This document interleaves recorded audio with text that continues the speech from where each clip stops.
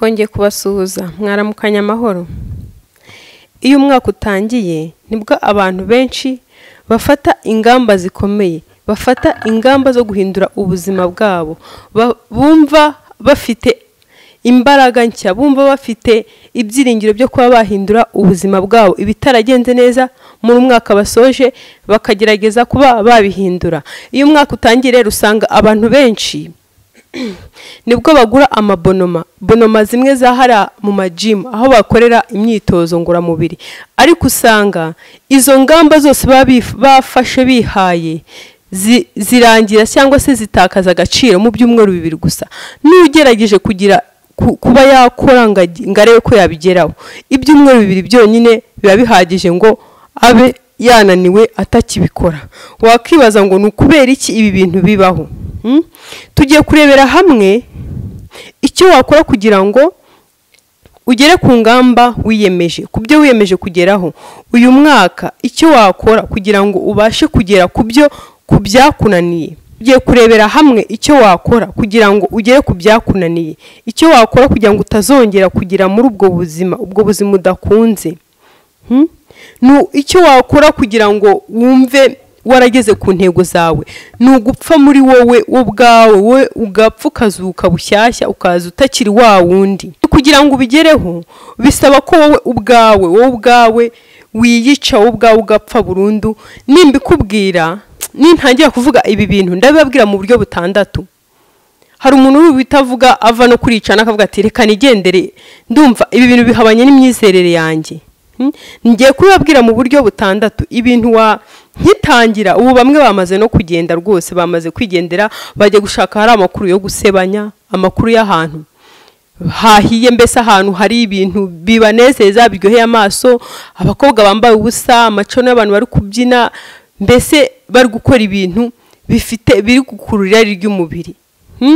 Abo bamwe rwose bamaze kwigendera. Ndagira ngo ukurikirane neza ubu buryo tugiye kureba, n'uburyo butandatu wakoresha kugira ngo ubashe kugera ku ngamba zawe. Niba rero ushaka kubyumva neza, reba aho hasi ureba ahantu handitse subscribe. Hari abantu ureba umubare w'abantu bamaze gukanda subscribe, n'abantu benshi, abantu bari serious, bafite gahunda, bazi icyo gukora, bazi gushaka amakuru y'ingenzi. Nawe rero ndagira ngo ube umwe muri bo. Tangira umwaka ukora subscribe ahantu hawe, kuri channel yawe, ahantu ukeneye. Tureme umuryango munini, ahantu uzajya ukura amakuru y'ingenzi kandi yizewe meza cyane. Tangira rero umwaka ucukubiri n'amakuru atari ingenzi kuri wowe. Abantu benshi bifuza guhindura ubuzima bwabo, abagore, abagabo, abana, ndetse n'abasore n'inkumi benshi. Niyo muganire umva bakubwira ati ndashaka guhindura ubuzima bwanjye, nkagera kuri ibi, ariko nyuma y'igihe gito usanga yasubiye hahandi, yasubiye muri bwa buzima, yasubiye kuba wa muntu. Uwo muntu rero niwe dushaka kumanza kwica. Uwo muntu niwe dushaka kugira ngo tumanze twice, atuvemo agapfa burundu, ukazuka uri mushyashya. Tugiye kurebera hamwe uburyo ugomba kwica uwo muntu umaze igihe agusubiza inyuma, imitekerereze yawe ayikurura, ayijyana hatari ngombwa, atakaza amafaranga yawe mu bintu bitari ngombwa, ugasanga uhora hahandi. Uwo muntu niwe wa mbere tugiye kumanza kwica. Ndagira ngo unyumve neza. Muri iki kiganiro ntago dukeneye wa muntu ubuzima bwe wabuhariye imbuga nkoranyambaga, areba ibintu bitagira umumaro, azinduka buri mu gitondo sliding, azamura amanura, yirebera ibyo bintu, abaza ati ni hehe hahiye, ni hehe hari abakobwa beza, ni hehe hari filime nziza, ni hehe hari ibi nibi amayoga, tuyoga twamake, ibintu bitagira ari byo yirirwamo umunsi wose ukira. Uwo muntu ntago ari wo dukeneye. Dukeneye umuntu ufite gahunda. Abo bantu birwa muri ibyo bintu ntago tubakeneye, ntago ari bo dukeneye, kuko abo nibo tugiye kwica. Muri iyi nkuru cyase muri kiganiro tugiye gukora, abo bantu nibo tugiye gushyingura, tugashiraho umutemeri. Niba mu gusoza turaza gusoza tureba uburyo tuzuka, turiga uburyo bwo kuzuka, tukazuka turi bashya. ukazuka uri wa wundi wifuza kuba we, wa wundi w'inzozi zawe, wa wundi wowe wanyawe, wa wundi wowe wanyawe ushaka kuba we. Tugiye kurebera hamwe ibintu bitandatu cyangwa se uburyo butandatu. Turahera ku cyambere. Turahera ku cyambere, tujye ku cya kabiri, icya gatatu, icya kane. Ndagira ngo nkubwire ngo nukurikirana neza. Icyambere ni icy'ingenzi cyane, ariko icya gatandatu ni icy'ingenzi kubirenza byose. Kuko ubu tuvugana hari n'uwamaze kuvuga ati bindumva rwose bitajyanye, ntago biri kundyohera amatwi, reka njye kureba ahandi hari ibintu byiza. Abo nibo tudakeneye. Dukeneye abantu b'ingenzi. Umuntu ugifite iyo mitekerereze, ufite imitekerereze yo kuzamuka, niwe dukeneye.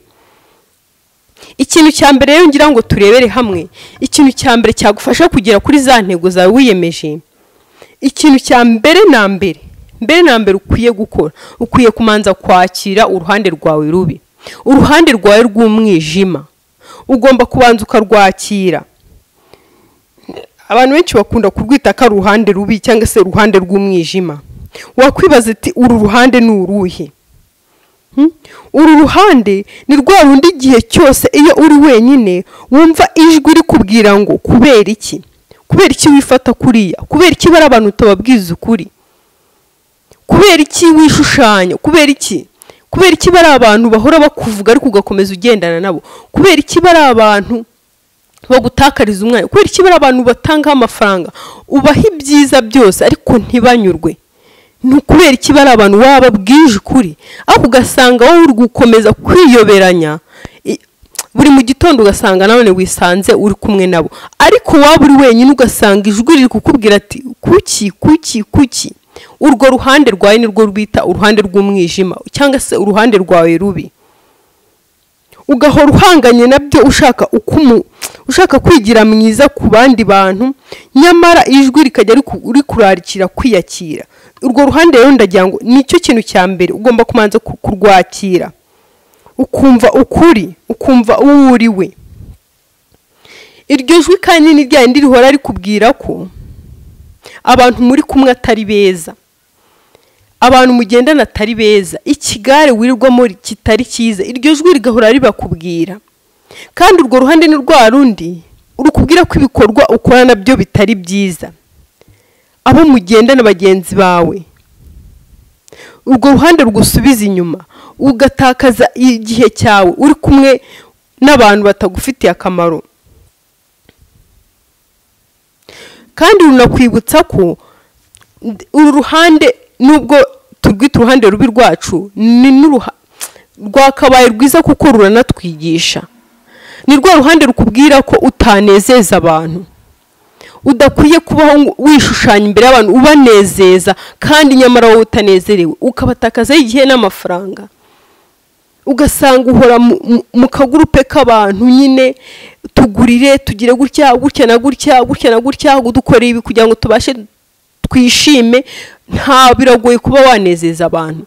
Ugasanga wowe wicaye wenyine, uruhande rukukubwira ati bari abantu kuki utababwiza ukuri. Nureba neza cyangwa se ugakora ubushakashatsi, abantu bateye imbere bagiye barekura uruhande rwabo, bakareka abantu babwira ati umuringunyirizi, bakareka abantu babwira ati muri abagome, bakareka abantu babwira ati murikunda, ntago mukora ibi nibi ngo muduhe mutunezeze. Gira cyo umuntu wese agashaka ngo uhore umuha kandi ugasanga nta n'ikintu yagukoreye. Uru ruhande rero umuntu wese wabashije kurwakira akareka abo bana kabihora kabirengagiza agakora ibyo ku giti cye, uru ruhande rw'aba yabashije kurwakira. Ndagira nkubwire ko nta rugero ndibuze kuguha, nta rugero rw'abagiye bagera kuri ibi ngibi ndi kukubwira ndibuze kuguha, kuko urugero rwa mbere ndashaka ko ruza kuba ari wowe. Niweho rugero nshaka ko uba urugero ukirebaho wowe ubwawe, kugira ngo wibuke ukiri umwana, ukiri akana gatoya. Ndagira ngo umwana mutoya aba afite imbaraga ku buryo umuntu wese atabasha kubikeka. Ikintu cyose ashatse gukora aragikora kandi akagikorana umwete. Nimba hari n'akana kagenzi ke kaje kamuzi iruhande cyakaje mu rugo wabo atagashaka, agakubita urushya kakirukana kandi akumva nta kintu bimubwiye. Kubera iki? Ari kugaragaza amarangamutima, ari kugaragaza uruhande rwe, akarugaragaza kandi n'imbaraga ze zose. Kandi niyo afashe ikintu cyaba igiti cyangwa se n'urwembe ashaka kurutamira, ararutamira ku ngufu ukarumwaka ari kubona ko ari kubikorana ingufu. Kandi niyo ashaka kwambara imyenda yabisa neza yabisa nabi ararira mpaka muyimwambitse, agakora ibintu n'imbaraga ze zose n'ubwenge bwe bwose. Uru ruhande iyo dukuze batubwira ko ari rubi, ariko uru ruhande ni urw'ingenzi, turanarukeneye. Kuko wibwira ko wakuze nyamaze ugasanga ufite intege nkeya, ugasanga uruhande rwawe rw'ukuri uri gushaka kwiyoberanya ngo abantu bakubone kuri mwiza. Biragoye kunezeza abantu. Kandi usanga abana ntibita ku bandi, nta nubwo yita ngo barandeba gute. Nimba nyina ayashonje muri mu birori hari ibiryo hari abantu bose bategereje ngo bagiye kurya, nimba bishaka waragenda agahita bifata, nta gasaba uburenganzira bwo kugira ikindi kinakora, ubwo kugira ikinakora. Nawe ndagira ngo ukore gutyo, kuko umwana nta gasaba uburenganzira ntawe, mbese nyina bumva afite imbaraga zo gukora buri kimwe cyose. Nawe rero ndagira ngo ukore gutyo, upfa kuba utisha amategeko cyangwa se ngo wabangamiye abantu. Kora gutyo uruhande rwawe rubashe kurwakira kandi n'urw'imbaraga zawe ubashe kurukoresha. Cya kabiri rero, ikintu cya kabiri ugomba gukora cyangwa se ugomba kumenya, nimba wamaze kumenya urwo ruhande rwawe rubi ukabasha kumenya kurwakira nturwirengagize. Ikintu cya kabiri ukwiye gukora, iyo wamaze kurwakira neza urwo ruhande rwawe rubi, ukwiye kumenya noneho kurukontorora. Urabikora gute rero kugira ngo ubashe kurukontorora? Impamvu ukwiriye kurukontorora nuko urwo ruhande rwawe rubi wakibaza se narukoresha gute. Iyo wamaze kurumenya ukamara kumenya kurwakira, no utangiye uvuga ati narukoresha gute mu nyungu zanjye cyangwa se mu byanjye bwite rukanteza imbere. Kuko urwo uruhande rwacu rubi iyo wamaze kurumenya ukamaza no kurwakira neza, warukoresha rukubyarira inyungu. Narukoresha gute mu iterambere ryanjye, ni gute narukoresha uruhande rwanjye rubi. Urugero uzacunge nk'umukinnyi, umukinnyi wese uzabona wateye imbere atangira gukina bamuseka ati cyaba abakanamukoba, nuho abafana bo baba bagutera n'amabuye watumye batsindwa. Noneho wa mujinya yacyuye wo kuba bamukobye bagize bate, ukamubera uruhande rubi. Noneho iyo abashije kurukontorora neza, iteka iyo ari mu kibuga agafata umupira, igihe afashe umupira yibuka kwa kuntu bamukobye bagize gute, no hagashiramo ingufu, ugasanga abashije gukina neza kubera rwa ruhande rwe rubi yagize, bigatuma no hatera imbere akazamuka. Icyo gihe aba yabashije gukontorora uruhande rwe rubi neza, akarukontorora neza, akarukoresha ibimuteri ibituma agira inyungu. Iyo wamaze kumenya uburyo rero wakwitwara muri uru ruhande, wamaze no kumenya kurushyingura ndetse rwose warushyinguye uri kurukontorora neza, ndagira ngo nkubwire ko uhita ugera ku kintu cya gatatu. Ikintu cya gatatu ni ukwitarura abantu. Iyo wamaze gukora ibi byose, ikintu cya gatatu ugeraho ni ukwitarura abantu. Abantu benshi kwitarura abantu birabagora. Iki ni ikintu gikomeye cyane, ugasanga iteko buri muntu aho umubonye hose ari kumwe n'abandi bantu kandi batari bake benshi. Uzacunge no ku ishuri, umwana ukunda kugendera mu kigare cy'abantu benshi akenshi aratsindwa, ntagira umwanya wo kwitekerezaho ngo amenye ati nkeneye iki, ibi nibi, nkeneye intsinzi, nkeneye gutya na gutya, nkeneye gutya na gutya. Iyo utagira umwanya wo kuba kwitarura abandi ngo buri wenyine witekerezeho, ntago rwa ruhande rwawe rubasha kurubona, kuko ryajwi rikubwira ibyo ukora ntaryo ubona.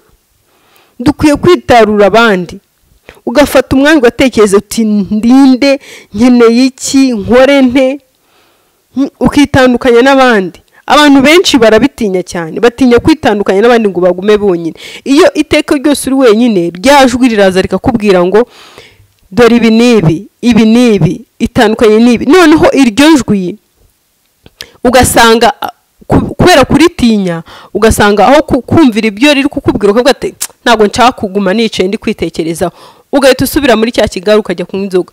Wazatera imbere gute? Ingamba zawe wazazigeraho gute? uhora mu kavuyo k'abantu utumvira ijwi rikurimo wowe ubwawe, utumva rwa ruhande rwawe rw'umwijima. Niyo mpamvu bitugora cyane.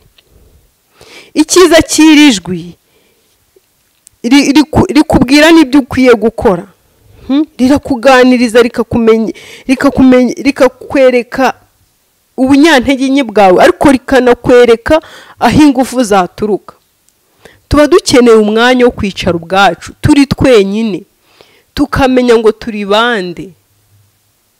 Ugafata umwanya ukitekerezaho, nta wundi muntu muri kumwe, n'umuryango wawe ukawuha umwanya ukitandukanya nawo. Ukafata umwanya ukitekerezaho, ukimenya, ukamenya icyo ukwiye gukora, ukamenya n'uwuri we wa nyawe. Iyo rero ibyo bisoje, umaze kumenya uruhande rwawe rubi, ukamenya uko urukontorora, ukamenya no kwitandukanya n'abandi ngo witekerezeho, duhita tugera ku kintu cya kane. Ikintu cya kane, menya ko ufite intego n'icyerekezo. Ni ukumenya ko hari intego ufite n'icyerekezo. Urumva wamaze kwitarura abandi, ukimara kwitarura abandi, umenya ko ufite intego n'icyerekezo. Ibyo rero iyo wamaze kubimenya, abantu benshi uba wumva yifuza ati ndashaka guhindura ubuzima bwanjye, ndashaka kugera kuri ibi, ariko wamubaza icyerekezo afite cyangwa se intego zizatuma bigeraho, ugasanga nazo afite. Kumva umuntu akubwira ati njye ndashaka kurasa, ati se urarasa iki? Ugasanga ntacyo afite. Urarasa ute? Mu buhe buryo? Ryari? Mu gihe kingana gute? Ibyo ni ibibazo uba ukwiye kwibaza. Ubundi uba ukwiye no gufata urupapuro, ukimara kumenya uti intego ufite, ugafata urupapuro ukabyandika. Buryo kwandika ni byiza, ikaramu ni nziza n'urupapuro. Ugafata urupapuro n'ikaramu ukandika, uvuga ati nshaka iki, uvuga ati intego yanjye ni iyi, kubera iki si iyo ntego ari yawe. Ugashaka impamvu byibuze 10 zifatika. Iyo uzibonye byanze bikunze iyo ntego nyine uba uyifite koko kandi uba uzayigeraho. Ariko iyo utazibonye ukavuga uti hari uburyo utungura nk'umujene ukamaza ati se muri uyu mwaka tukwitegeho iki, muri uyu mwaka nakahe gashyo ufite, agahita avuga ati ndashaka kugura ikimodoka cyiza kinini.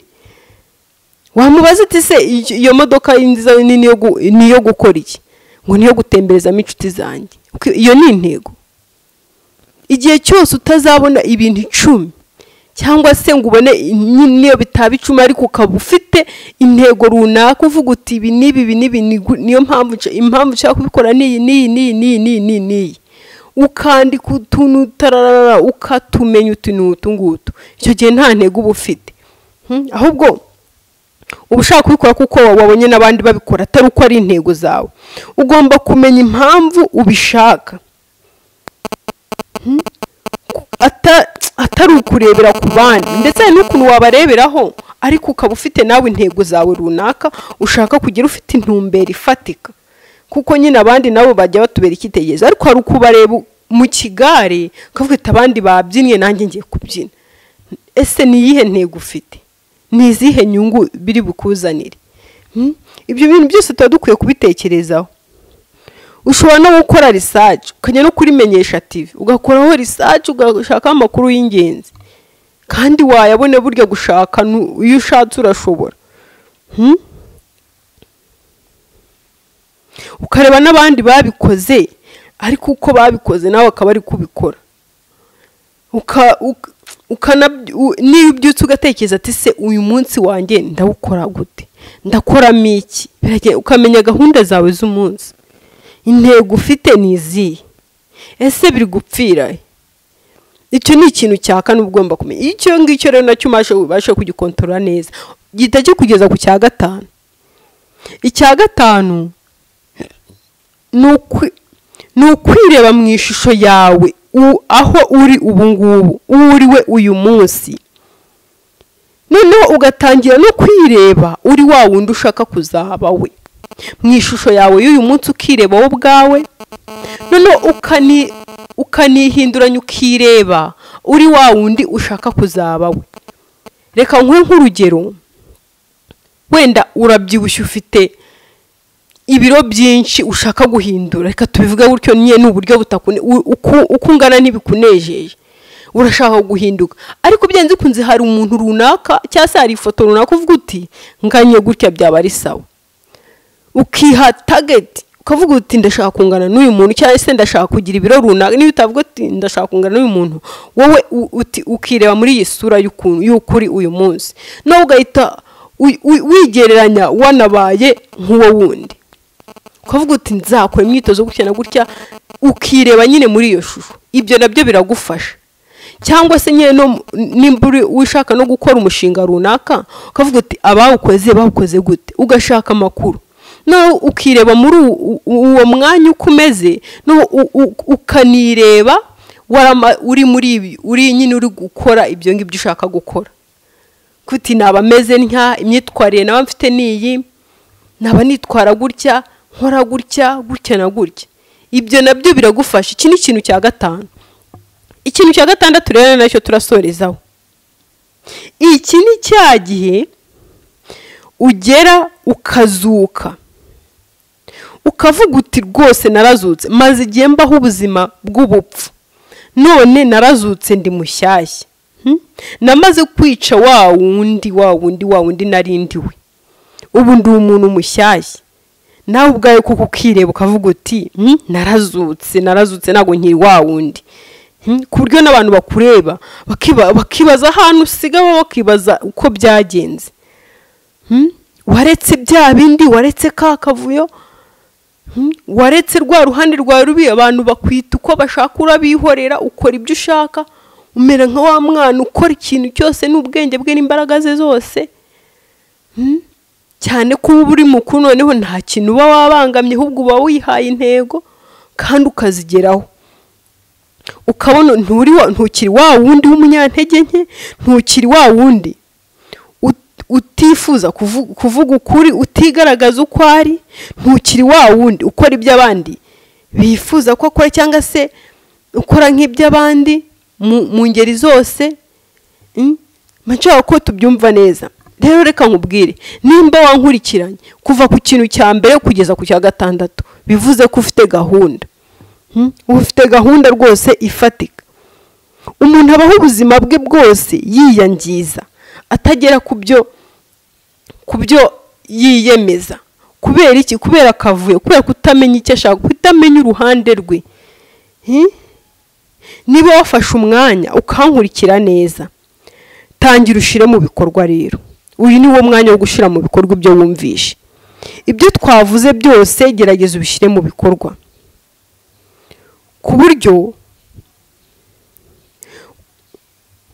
uyu mwaka wa 2025 uzavuga uti narazutse ndundi mushya sinyikora singendera mu kavuyo k'abantu benshi kuko na Bibiliya iravuga ngo inzira ijya kurimbuka inyurwamo n'abantu benshi ariko igana ku bugingo buhoraho inyurwa n'abantu bake mbifurije kuzahirwa muri umwaka wa 2025 mbifurije kuzagera ku byo mwifuza murakoze cyane.